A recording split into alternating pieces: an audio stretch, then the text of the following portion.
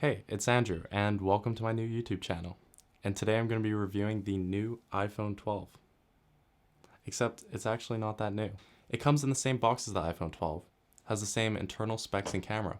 So why was it being released 6 months after the Apple Spring Loaded event? Well, the answer's right here, and it's the color. It's a simple refresh for the iPhone 12, but a welcome one. The back of the phone has a light purple hue, and with the aluminum rails being slightly darker, the phone stands out. And with sales of the iPhone 12 dipping recently, this refresh is sure to bring the spotlight back to what I would consider is still one of the best phones of 2021. With an excellent ultra-wide and wide-angle lens, solid internals, and a beautiful new design, the iPhone 12 still remains competitive almost half a year later. Now, is it worth buying the iPhone 12 for the new color?